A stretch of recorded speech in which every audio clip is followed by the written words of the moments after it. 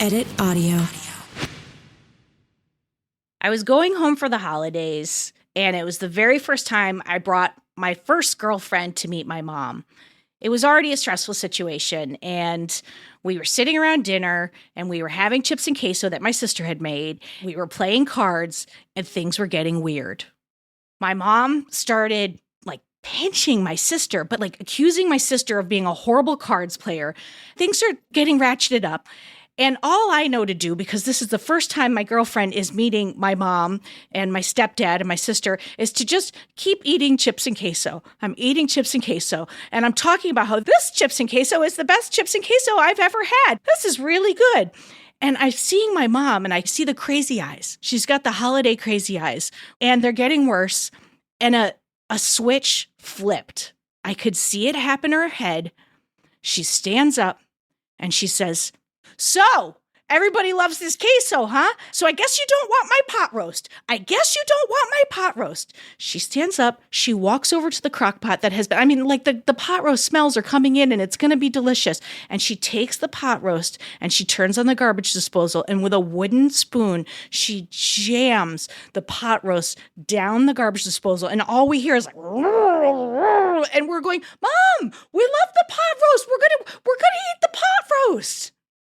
And that's how that holiday went.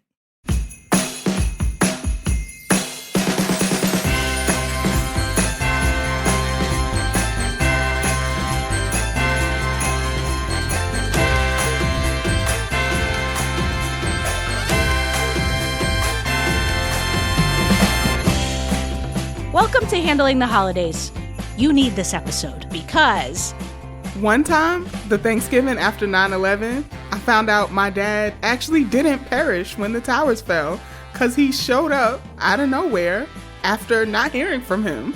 And he was a security guard in the towers, so we assumed the worst. One time, my mom decided that she was going to do an Italian Christmas. She made shells, cooked them really early, burnt them, got totally loaded, passed out on the couch, and her friend Liz said, "Robin, she's just drunk." One time my uncle told me that he's okay with gay men, but he's not okay with lesbians because they take up all of his women. That's right, folks. The holidays can be rough. But on today's episode, we brought in Dr. Money, who's going to help us all make the holidays not just tolerable, but maybe even, dare I say it, fun. So take it away, Dr. Money. Hey everybody, my name is Montanique, or Dr. Money. I use her, she, hers pronouns. I am a licensed marriage and family therapist with a PhD in family therapy, but I'm also part of the Edit Audio fam and the host of Rebound Revolution. We're going to have a lot of air horns in this episode, I can already tell. We are here because we have to talk about the tragedy, the trauma, the trials, the tribulations that happen over the holidays. And listen, maybe there's 3 people out there that have lovely homes that they go home to for Thanksgiving and Christmas and whatever else you celebrate, but it was not mine. I can't speak for you, Dr. Money. Everybody out there wearing their matching pajamas with their family, not my experience. Well, let's talk a little bit about, because we have already referenced the fact that you have all kinds of degrees and I have none, but I got my life smarts. Yes. So why are the holidays so triggering? Oh my gosh. There's so much I could say about this, but 3 things really come to mind. The holidays hit in the dead of winter, these winter holiday seasons. Mm-hmm. And that's a time where a lot of us experience SAD, seasonal affective disorder. So seasonal affective disorder, also known as seasonal depression. Robin, you made a face just now. Are you familiar with SAD? Because this is my SAD lamp. Yes. I have a desk SAD lamp. Yes. Oh my gosh. Pro tip, buy those in the summer because very few people. Discounts. Yes. Very few people experience seasonal affective disorder in the summer, mostly because of vitamin D stuff. So those lamps go on sale and they're way cheaper in the summer months. So if you need one of those sun lamps, happy lamps, get it in the summer. But yeah, it's just a really hard time of year because the sun goes away. We're cold. Our body needs more rest. we're like depleted in all these nutrients that mimic symptoms of depression anyway. So our mood just kind of tanks during this time of year. So that already kind of sets us up to not be in a good place during the holidays. It's so funny because I always think of the holidays. I don't think of the sad part, but I think of like, oh, I get time off. I'm going to be in my pajamas. But then it just never ends up being like that. It ends up being like all these requirements of me. Like I got to be at some family party I didn't necessarily want to go to, and then we have to go do your traditions of, you know, my wife, and then we've got to do this, and it's like it just feels like you're running around the whole time. Like it never is what I want it to be. And I'm blindsided every year, by the way. Yeah, it sneaks up on you, right? What you just said also reminded me of like another thing I thought about what makes the holidays so hard is that, well, two things. One, we're totally thrown out of our usual routines, for better or worse, right? So maybe you have a whole bunch of time off of work, but that puts you outside of your like daily routine of like getting yourself up, showered, dressed. Or you're working like double time because the pay is more. And so you're picking up those holiday shifts. Either way, it totally throws you out of your usual like day to day. And that is enough to be like dysregulated. The other thing I was thinking about what you said is that like there's these, oh my gosh, I'm such a nerd. So there's these dominant narratives, right? So this comes straight out of narrative therapy. I love narrative therapy because I think it has the most room for intersectional feminism. But what's narrative therapy? Oh my gosh. So narrative. Steph, I was just pretending like I knew what it was. Yeah. That sounds great. Great. Now I get to nerd out. Okay. So narrative therapy is a school of therapy that believes that we are not problems. Problems are problems. And problems get constructed by these dominant classes, these people in power, these groups in power who force narratives of what our lives are supposed to look like onto us.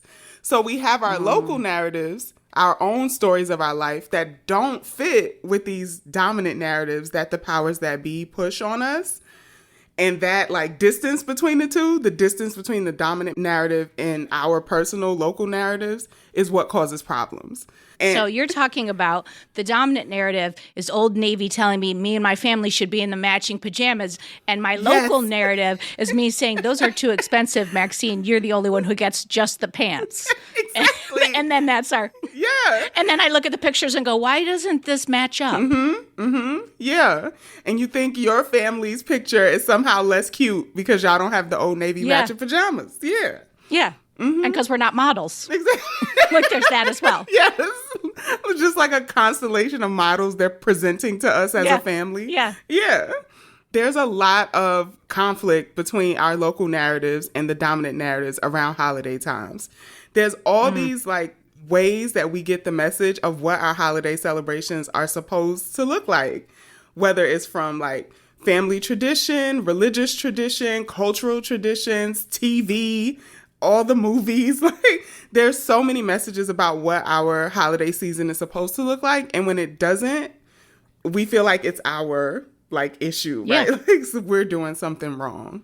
I was also thinking recently a lot about there's all these like family patterns and roles. I mean, both of my parents are dead. So when I don't go home anymore. But when I did, it was like me and my sister were exactly how we were when I was 12 and she was 18. My mom was exactly how she was. Everybody steps into their role of who you were then, but you're not that person anymore. Yeah. So it feels like a setup for a lot of crap. Yes. I bet you have a better way of saying that. No, a setup for a lot of crap is a great way to say it. Cause that's exactly what it is. You just made me think about family systems therapy. Not only are you familiar with like, okay, this is who I am in my family, but there's all these bids and pulls for you to continue to be that person from the people in your family who know you as that person. It's like really hard for systems to change, like to introduce new information. You know, like a great example is my mom, I hear her talking to her friends or to my cousins or other people and she describes me as quiet. Nobody else in my life. I have multiple podcasts, Mom. Like I am not a quiet person. I'm like, quiet is not something that other people in my life would describe me as. But were you quiet when you were like 5 I or was something? never quiet. I don't know what this characterization. You know what I think it is? It's that family role stuff, right? So it's like my youngest sister is like this artist who's like vibrant and creating constantly, and my middle sister has always been the way more social one who had more friends than I did our whole life. So somehow in that configuration of siblings, I got the quiet sibling. Like, she's quiet. I'm like, I'm definitely not quiet. I do think as a parent, sometimes it's like we want to put a label on our kid because it helps us like understand who they are and what they are. But it's like sometimes it's like then I'm asking my kids if I do it to like, then they start walking into it. And I'm like, ooh, did I just like narrow their choices? Yeah. But in your story, I was just thinking of like the person who goes to therapy and works on themselves and then comes home. Yes. You're suddenly coming home a different person. And then everybody's looking at you like, well, why aren't you taking the bait? If I'm normally poking at you and you're not taking. And then I think sometimes instead of it being like, oh, she's grown, those people double down on coming at you because they're uncomfortable when the system isn't the same as it always was. Yeah. And I don't even know if they know they're doing it. Yeah. They don't know that they're trying to like correct the family to what it used to be before, like before anybody grew or changed. I always get really curious in those moments. I think asking questions has been my defense against some of my aunties. So I think I used to blow up really quickly, right? Like they say one thing and I'm right back to being the person that they knew me as a teenager. But now I'm just like, what made you ask that question? Or how did you come to think about it that way? That's so interesting. I will ask the fuck out of a question and and then they are left. What do they do? Oh my gosh. One of my aunts, she just like kind of like stammers through. And I think at this point now, she doesn't like poke me anymore. You know, she doesn't do those like baiting me to be teenage Montanique. She doesn't do that anymore. Because I would like ask the question. I'm like, oh, it's so interesting you think that about relationships. Because I don't see that in your relationship. So like, where are you getting that? And for her to answer that question, it's too much, right? So yeah. I'm always like, get curious, ask the questions. First of all, that's fucking genius. Like the idea of like turning it back to the person. But how do you not get triggered in the first place in order to be able to have that? Because I think that takes a level of composure. Because my first reaction is like, why'd you fucking ask me that? Like, like that. Yeah. And I don't think that helps anyone ever. Yeah. I think it's a lot to ask of yourself to not get triggered in a space where you are usually triggered. So I think... Okay, so first I want to back up because I think there's like trigger is kind of like common language these days. Like everybody talks about it. But I want to explain a little bit about what a trigger is before you get in the situation of like answering those like baity type questions. So a trigger is any like person, place, thing, memory that totally overwhelms your ability to cope in a moment. And it sends you right back to feeling the experience of being in a very uncomfortable, very traumatic experience, right? So I always think about triggers as like flattening space and time.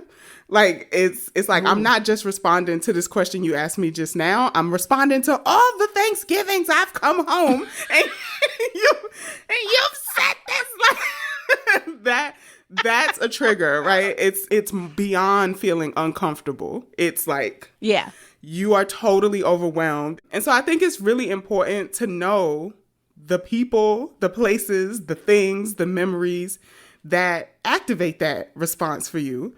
Like, get really curious about it. Like, what does my body feel like when I'm triggered? Where does my mind go when I'm triggered? Is there a person in my family that I know is going to trigger me because they always do? Is there anything I can do that regulates me again, right? Because when you're triggered, you're totally dysregulated. Your brain and your like nervous system are not communicating. Like short-circuited. Yeah. It's like error. And so I think the comfort of being away from spaces like that is you know what feels good to you, right? You know what doesn't feel unsafe. You know what doesn't feel triggering. Reminding yourself of those things, right? So if it's stepping away from that table with the family to get something really warm to drink, and that's the little break it takes to bring you out of being triggered so you can come back with the comeback, then that's what it is. I feel like even if the comeback is like after you took a walk and you come back and go, I'd like to revisit that question you asked me. Oh my gosh, Robin, that's another one of my favorite things to do. It's like, can we circle back to when you were... Yeah. Oh, I love that. What's so interesting is like, as you're talking about all this, I'm thinking like, normally, like if I was talking to a friend of mine who was like, I always get triggered in this scenario. I'd be like, well, look, can we just not do that scenario anymore? Like stop hanging out with that person. But with family, oftentimes, it's not true for everyone, but like oftentimes they're still going to be there and you still have to put yourself. So it's like you are walking into a situation where you might be on high alert or need to be. So what are your thoughts for that?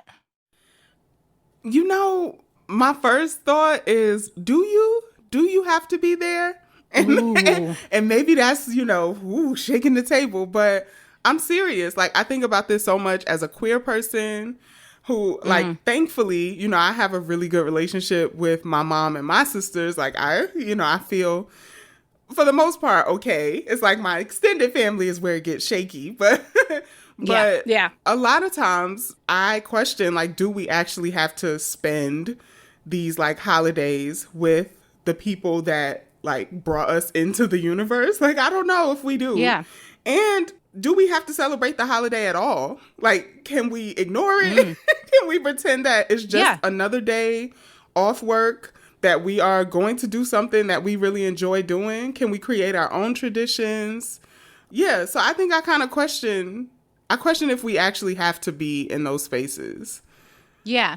So it's almost like there's levels. Like if it's like a 9, then maybe you're rethinking the whole thing entirely. If it's a 5, maybe you're looking at like, I make up some excuse where I come in for dessert, or I can't do actually, Thanksgiving, but what I can do is I'm going to come the day after and we can go to a movie. Like maybe like you get creative and I don't know that what are your thoughts on this? Like, I don't know that the people always need to know that you're setting a boundary. What are your thoughts on that? No, not at all. I'm really glad you said that, Robin, because I think I thought you meant, no, I disagree with you. I'm a therapist, and what you just said was ridiculous. I fully agree with that, because I think boundary is another one of those words that's gone like mainstream pop culture. And I hear people use it in ways that like don't seem... You're like, that's not a boundary. Yeah, it doesn't seem helpful, right? So a boundary guides your own behavior. A boundary is about your emotional regulation strategy, right? So my boundary could be, I will not check emails after 10 o'clock. That keeps me from being frantic and stressed about work as I try to go to bed. That is a boundary. It's personal. I don't have to tell anybody else. I don't have to put some automated response on my email like, do not send me an email after 10 because I'm not checking it. I will not be checking emails. Okay. A boundary is for you. A boundary is for you. Yeah. You can share it with someone if they've made themselves a safe person to share it with. But other than that, a boundary is for you. Now, like a limit or a rule where it's like, I do not feel safe when people do this, that you communicate to other people. But your boundaries are so personal. They're yours. If you don't feel safe enough to express that, like, hey, hello, family. It is very activating for me to spend holidays with you, so I'm coming the day after. That's a lot. That's a lot to share, And by the way, that is just setting things up for the most monumental fight ever. Well, why? Yep. Why don't you want to be with us? And what's wrong with you? And who are you? You're too good for us. Yep. And, like, it's just, I sometimes think a white lie is helpful. Like, I never said to my mom, I'm not coming home ever again. I just didn't come home anymore. Yep. And then I just started making up reasons why. Like, I was like, I got a job in the summer. I'm going to go live in the shore with some random people. I was like, I'm actually going to stay up at college this summer. I was like, I'm just not going home anymore. And I only would have hurt her if I had said that. My new favorite thing is just being like, I'm just not. and Yeah. not saying anything. And they're like, well, why not? And I'm like, I don't know. And they're like, what are you going to do then? You're just going to spend Christmas alone? And I'm like, I'm not sure yet. And it's like, what is there to pick apart? Like, there isn't anything else. Yeah. Well, what's really great about what you said, Steph, is that in saying that, you're not coming in apologizing. I think there's a, like, the thing is that you are taking care of yourself and you're just saying, I'm just not gonna. And there's no guilt. There's no shame. There's just like, I'm just, there is. It's just buried. Well, but I'm saying you're not giving that to them. And so there's no fight to be had. Yeah. I find oftentimes, like, I don't know when the age happens where this switches, but like, I am always the person who has to go to my family. Oh, yes. I've always lived in a different city than most of my family, so I get that. But like, there's also this thing that I'm like, okay, well, where am I sleeping? Am I sleeping at my parents' house? Like, abso-fucking-lutely not. Yep. Am I like going to my uncle's house? Like, I just like all this extra stuff where I'm then like not in an environment I can control. And oftentimes I'm in someone else's home. And so there's also all these like additional rules about like politeness and like being a good guest and whatever. But then at the same time, the conflicting message that like we're family. And so like, relax, but no one's relaxed. Make yourself at home. Yes. So like, I always find that really hard. Do you have any tips or like, do you relate to that at all? That it's like the environment that you're in is no longer yours. So how do you, I don't know, find like a safe place in like a weird, strange environment? Yes. Yeah. It's the same for me when I go home or home. This is the weird thing. Like I've actually never lived in the place that my family lives now. So that's not home to me. I have like no concept of that place other than like, that's where I have to go if I want to see my sisters and my mom. Right. Yeah. And so it's really bizarre because this isn't my place. I don't have like a local whatever that I can go to and feel comfortable. There's no space for me when I go visit. So I always have to either like get a room at a hotel or Airbnb, which sucks, right? It's extra money that it costs me to like celebrate this holiday with my family. Yeah. And so I can totally relate to that, Steph. I think a strategy that I've used is I always build in calls with my friends. So I'm like, okay, something has to feel familiar, right? So I'm going to FaceTime one of my friends every day that I'm in Alabama. And also something that feels familiar, but away from all the action. So I love the memes about like cousins going on a walk and coming back and they actually went out to smoke. And but yeah, that is like so real, right? So I've gone, oh my gosh, probably like 10, 12 years now. I've gone to this city that I've never lived in, but now is somehow home. And so like, I know I can take a loop around, you know, my sister's neighborhood with my favorite cousin and then we can come back, you know, and that can feel like, oh, this is the familiar space. I don't have to like follow these like rules of politeness, you know? Yeah. I have like one little tip that I use. I mean, I've never used it to like travel home, but when I travel for work, like a lot in a row, I often get the same feeling that I'm just like, I don't know anything. And like my schedule's all off. And what is this weird space that I'm in and whatever. I have this like spray bottle that I like spray my bed with before I sleep. And I bring it with me now on the trips. And it does help because I'm like, it's my bed and it's cozy and it's wicked, not my bed. And it's not cozy most of the time, but it does kind of bring back my body somehow to like a place that feels familiar. Yeah. I love that. I will say, like, for me, just a little bit of a devil's advocate, I like when I go to them because for me, it makes me feel like I'm in control. When they come into my space, I feel like, one, I don't know when they're ever going to leave. And then two, I don't want them to like wreck all the things that I have lovely memories associated with. So like when I go to you, I can, especially if it's bad, and this is a privileged place, but I can pay to stay someplace else, which means then I can leave early. I have the car, I can go. I'm like, oh, we need butter? I'll go. I can remove myself from the space easier than I can remove you from my space. You just made me think about it in a totally different way. You just like reframed how I think about it. Because I think how I've internalized always having to be the one to travel is like, you devalue what my life looks like as a queer person. You know, I was like, you think I somehow have like all this income that I can just throw in the sky because I don't have kids? It feels like all these criticisms on like my life that they're like, oh, you're coming here, right? Because you're just one person. We have a you're life, just one person. and you come here. Yeah. Yeah. Yeah.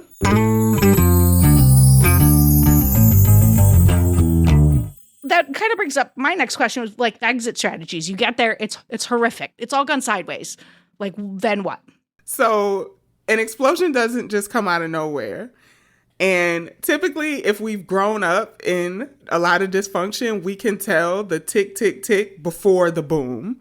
So oh my God, I love my that. very first question is, can you identify when it's like tick, tick, tick before that explosion happens? And if you can, like, at what tick can you exit?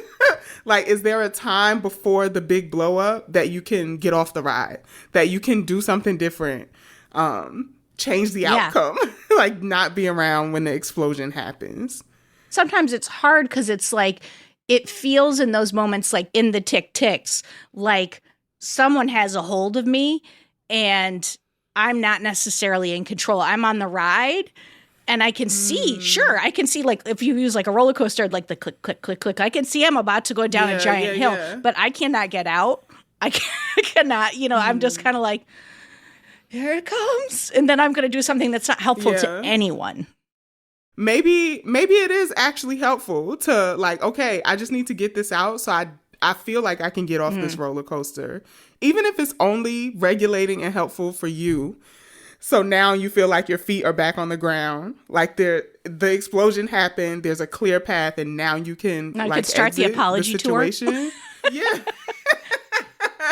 What happens when you are responsible for other people? Like, Robin, you have your kids and your partner. I'm sure there's a level of responsibility there that you feel. How do you both think of that? It's definitely different. It does change the dynamic. Like when I go in alone, or like when I used to, like when my mom was alive and I was younger, it was like I only had to be beholden to myself. So if I wanted to be bratty 13-year-old Robin, I could. If I wanted to be, like I'm evolved Robin, I could. But I didn't have to take care of anybody but myself. But now I know I have to put my kids first, and I have to put Mary first. So we go to my wife's dad's house, and they're lovely people. Like, her dad is lovely, but he's 101. Really? But like, but they're like actually 101. 101, yeah. But it's like that house is like a vacuum. And I grew up in chaos, but we had a thing the first time that we went home. I didn't understand what was happening, and I ended up sobbing in the car. I just didn't understand, and I turned to Mary and I said, just the vacuum of nothingness. I said, I don't know how to feel. I just feel alone. I feel like no one's talking about anything, and I didn't know how to be. And I just started crying, and I was like, why am I crying? Like no one was mean. Nothing was awful, but it just wasn't mine. And I didn't know how to be in the world. And that was our very first trip there. And so we set up some boundaries with each other. I was like, I need you to check in on me if I'm okay, because this is not my family, and I know this is normal for you. I was like, this is not normal for me. And I said, I'm not saying my way is better. It would have been horrible, but just in a different way. So I was like, please check in on me. And so now she really takes care of me and is like, why don't you go to a movie? Or why don't you, like, she can kind of see my tick, tick, boom. And she'll be like, why don't you go to Target? And I'll be like, okay. Or she'll say, I'll keep the kids. You go back to the hotel. So we've set up all these things to protect everybody. And then because there is also a level of responsibility of my kids, and making sure that whatever weird shit I'm having, I'm not handing to them. Because to them, they're just like, they're in this like tiny little house in Ohio. It's their second Christmas. They don't know anything other than that. And they like it. So it's like, I would never want to ruin that for them. But then that ratchets things up too, of the pressure of it a little bit. It's just different. It's not mine. I think some of it I could just like really relate to. So I felt that like, yes. But I think the other piece that I just keep thinking about so much is like, as you talk, I hear you trying to like suppress like a fire, anger, maybe even rage, or like some kind of outburst. A little bit of rage. But I always think about this Audre Lorde essay called The Uses of Anger. And it's like, sometimes anger is the thing that gets you out of bed in the morning. You know, like anger is an emotion that we get to practice a lot in our society. Like it's one of the only like demonstrative, like not acceptable, but like Ish. socially recognizable emotions, right? We have like anger management classes and everything. We don't have like, you know, Get your joy. management Find your classes. joy. Yeah. Yeah, it's like anger is an emotion that we have a lot of practice with in America. And because of this, I think it's like a bodyguard emotion. It's like the first line of defense.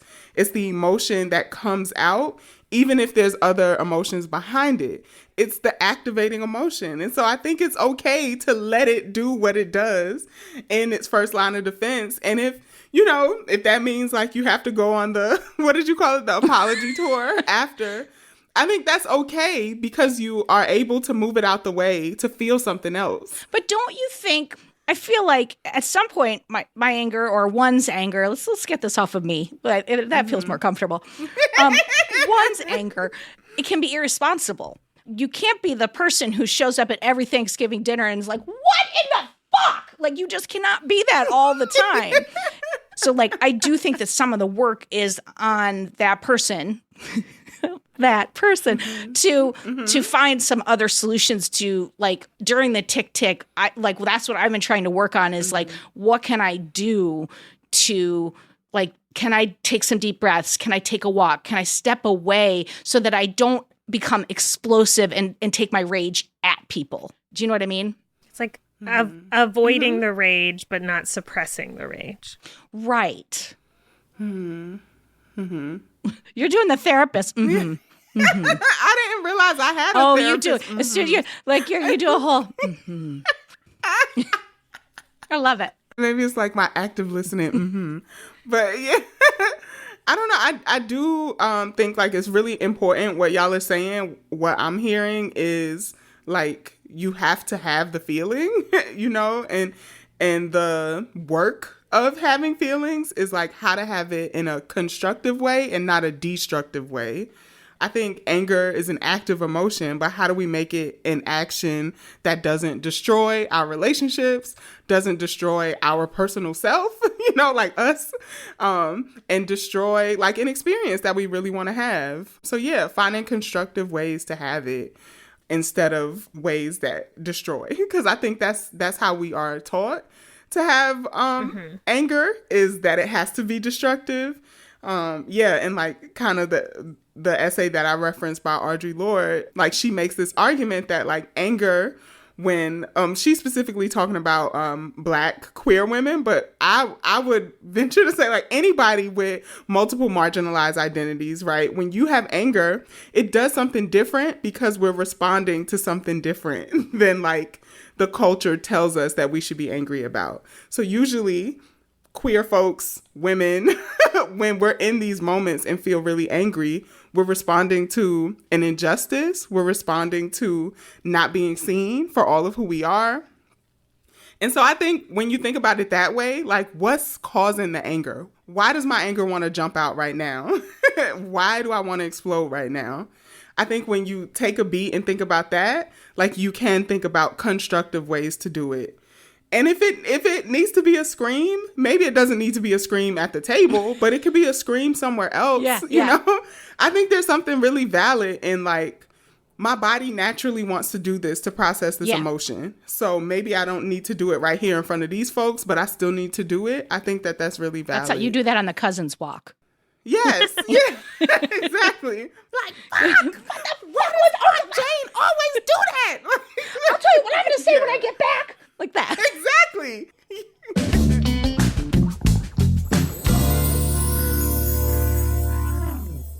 I want to take us back to the holidays for a second and just ask about some tips for people who, like, I've been the lonely gal. I didn't meet Mary till I was like 33. I spent many a holidays going to my friend's house, or like some tips for the folks who are single in the holidays, because it can be a hard time. Totally. Yes. So, again, you know, I'm going to go back to, why do you have to celebrate this? Like, just pretend like it's any other day.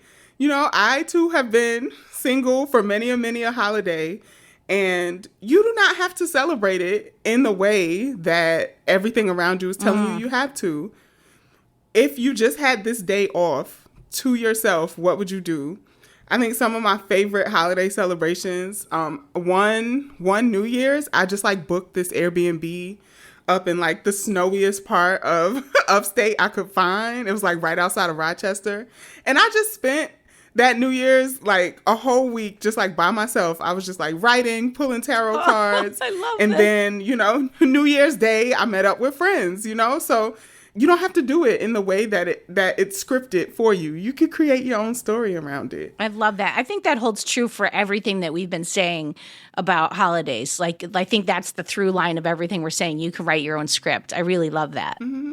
I love like taking apart Christmas because Christmas is huge in my family, but I've never had a good Christmas that I remember, at least. Yeah. So like I would always go home when my Nana was alive because she like believed in Jesus and things that like were really important to her around Christmas. So I would be like, okay, this is really important to her. I want to show up for her because I love her.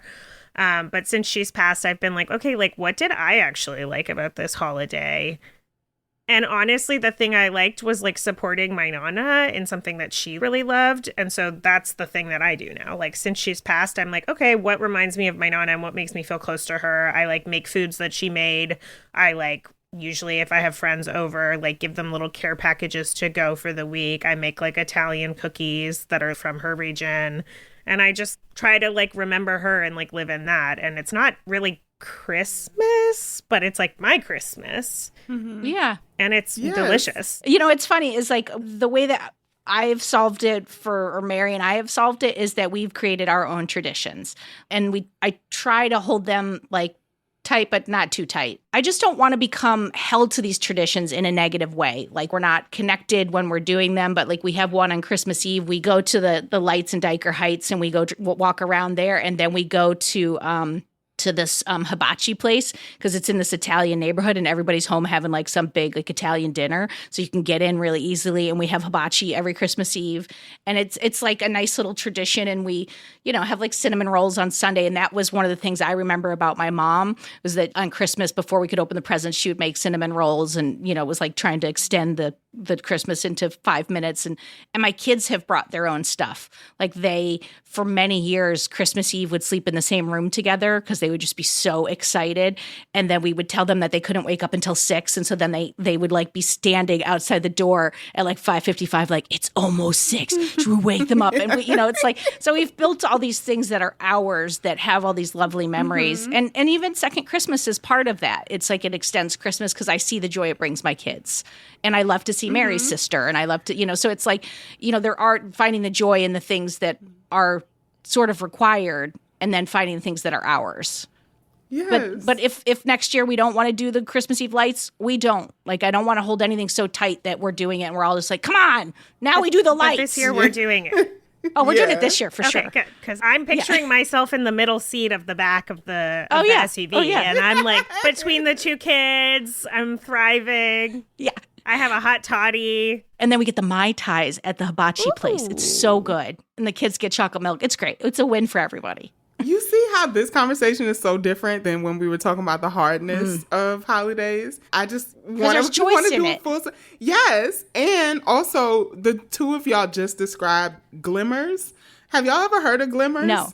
Okay, so it's the flip of triggers. So everybody always talks about triggers, but there's also something called glimmer, which is basically the reverse of a trigger.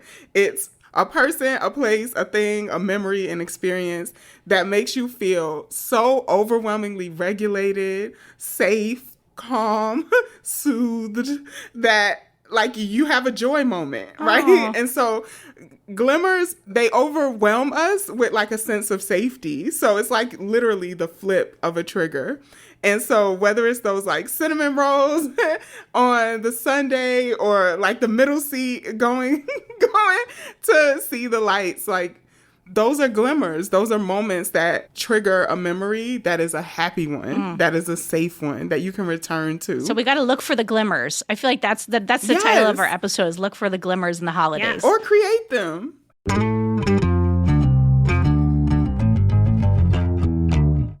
All right, people, raise your hand if you have ever been personally exhausted by email, right? Same, friend, same. We're all so constantly inundated with email. And if you're like me, going through your inbox becomes less about responding to everything and more about just finding a way to keep tabs on the messages that really matter, like the ones from the school telling me my kids are in trouble that I get all the time. Anyway, that's where SaneBox comes in. Think of it as an EMT for your email. As messages flow in, SaneBox does the triage for you, sifting only the important emails in your inbox and directing all the other distracting stuff, you know what I'm talking about, into your Sane Later folder. So you know what messages you need to pay attention to now and what stuff you can get to like eventually after maybe a nap or, a cocktail. It also, and I know I'm waxing poetically, but it has some very handy features like the Sane Black Hole, where you can drag messages from annoying senders that you never want to hear from again. Bye, friend. Oh, and it also has Sane reminders to ping you if someone hasn't replied to your email by a certain date. I mean, nothing like having to follow up on your follow-up, am I right? All right, best of all, you can use SaneBox with any email client or phone anywhere you check your email. I mean, come on. See how SaneBox can magically remove distractions from your inbox with a free 2-week trial. That's a deal. Visit sanebox.com/well today to start your trial, and you're going to get a $25 credit. That's sanebox.com/WELL. Go ahead, folks. Get it.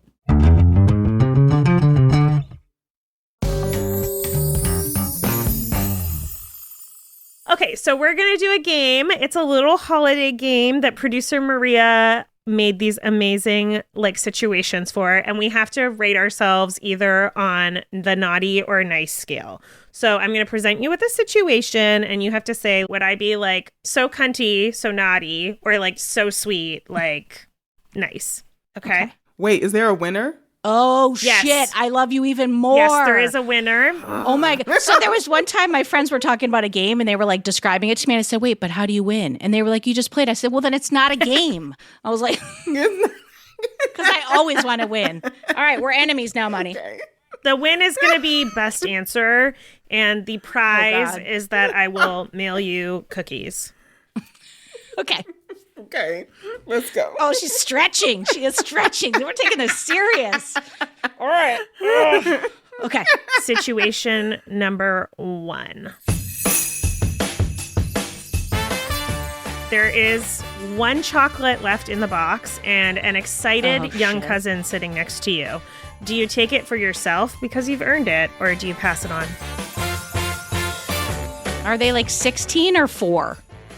Because there's a real, that's important. I'm going 10.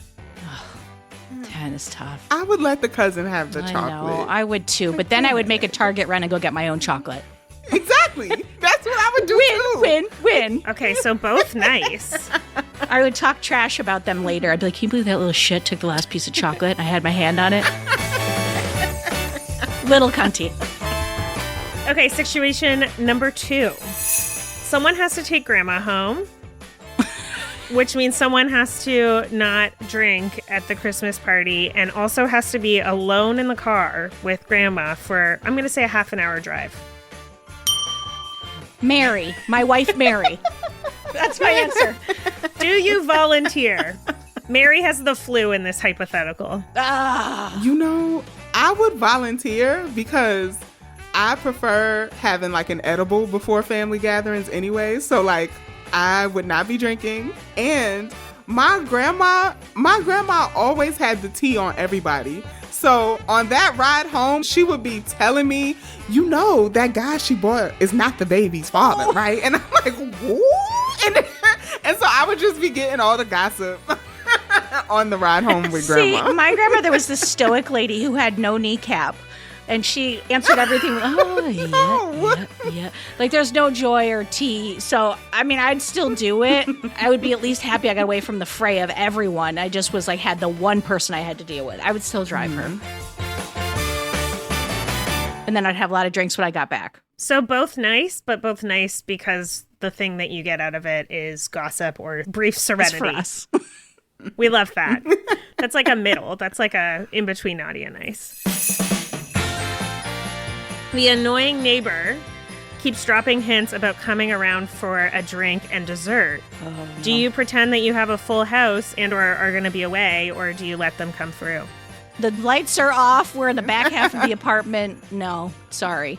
See, I wouldn't even pretend. I'll be like, now, James, you know you can't come. Like, the last time you came, Poor James. we had to collect you and say, no, like, you know you're not invited back. James, if you're listening, James from upstate, you are not invited.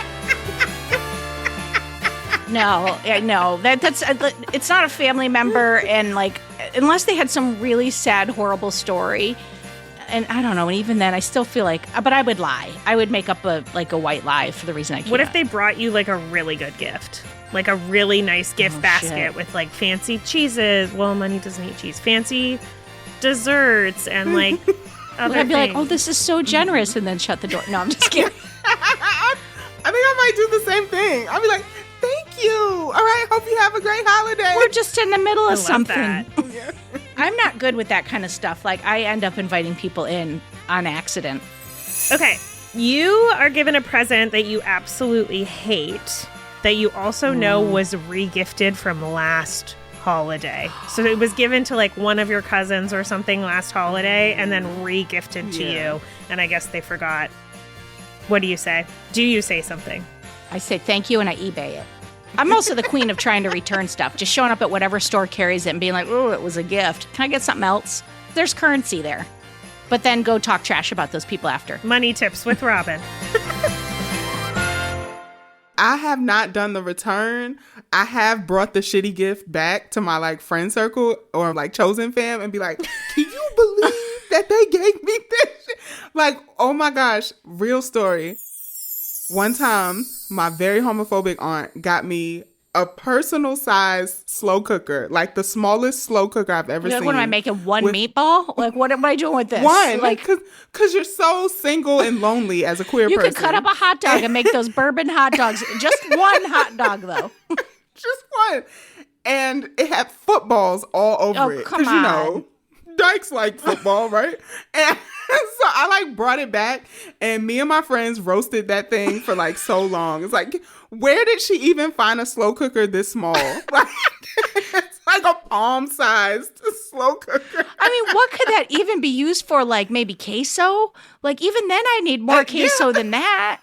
What are you making queso for one? That's ridiculous. I feel like it needs to become the holiday centerpiece now. You're just like, this is so kitschy that we must use it. I don't know for what. But I feel like to circle back to your like, what did you mean with that question? You should regift it to them. Like the next year, like that would be good. You don't still have it, do you? No, this had to be like 2013. It might be worth But it was like getting on like Robin is Amazon or on eBay. finding a new one. Find a new one and send it to her. But here's the thing, an act, like send it this Christmas, all wrapped up and just be like, oh my God, I saw this in a store. I thought of you. Merry Christmas. Can't wait to see you. I love the pettiness. I'm here for it. I'm do here too. for it. Me too. Definitely full naughty on that one. Last but not least, your sibling takes credit for like the amazing meal that you put together and the decorations that you put up. Do you let them take the claim and the praise, or are you like, what the fuck? No, they do not get the credit. I'm like, I don't know what you are talking about. You were not here. I made all of this. No, absolutely not. I think I might have to go that route too because I am not the cook in my family. Like, my sister always gets like her tens for cooking because she's amazing. She can do everything. So if they tried to like co-opt my meal, I would have to be like, excuse me, no, Like, this is the was all first me. time I brought a single meatball in this slow cooker. Yeah. Okay, so I think what we've learned is you're both too nice.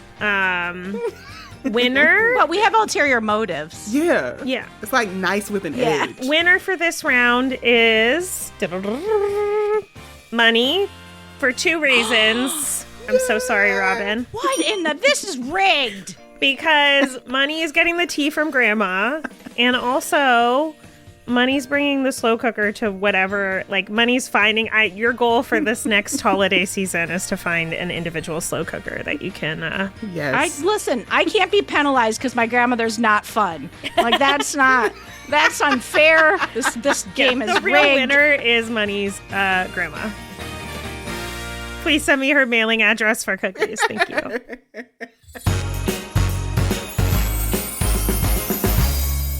I mean, listen, here's the thing. I knew this when I met you. We could talk for 700 hours about pretty much anything, but we could also be talking about our dysfunction for days. I know. But so I just want to say thank you for coming on to Well Adjusting and talking to our listeners. And like, you bring such knowledge and such joy. And here's the thing I have to say to all of the Well Adjusting listeners, going forward, your holiday gift to yourself, it could be your New Year's resolution, whatever it is. You should start listening to Rebound Revolution with my gal, Money, Dr. Money. I mean, I can't believe I wasn't before. I'm sorry. My apologies. It's part of the Robin Hopkins apology tour. Totally fine, Robin. You know, I think people hear basketball podcasts, and if they're not like diehard basketball fans, they're like, meh, not for me. But Rebound Revolution is not like that. It is an entry level podcast, and it's not really a basketball podcast. We use the WNBA to talk about so many things that are relevant to queer folks, folks of color, folks on the margins. So come on in. Yes, come on in. Okay, so like clearly everyone should be listening to all of our shows. So go listen to Rebound Revolution. Keep listening to Well Adjusting. I do have to say, housekeeping note, Robin and Well Adjusting are taking a little holiday hiatus so that we can go look at lights and drink hot toddies. So we will be off for the next 2 weeks, but we'll be back on January 2nd with more help for 2024. Happy holidays!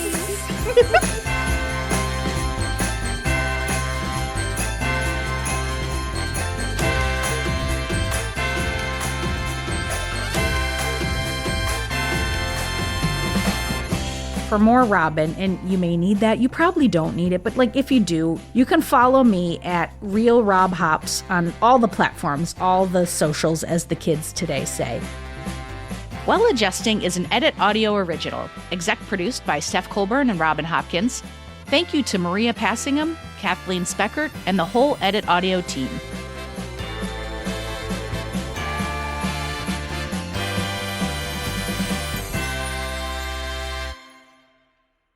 Oh, hey, before you take out those AirPods, this show is just for entertainment. If you are in need of help, please, please, please reach out to a professional. Go ahead and get that help. You deserve it. At Cosmopolitan, we're famous for keeping your secrets and for getting to the bottom of your most burning questions. In a new podcast, we're turning our notorious Cosmo confessions into a safe space to talk out all the gory but helpful details of getting through life's weirdest stuff, from toxic in-laws, the in-laws are going about this the wrong way because that's trash, to friends with messy finances, should you be lending your friends money, to having crushes on your coworker. Listen to Confessions wherever you get your podcasts. And send us your confessions.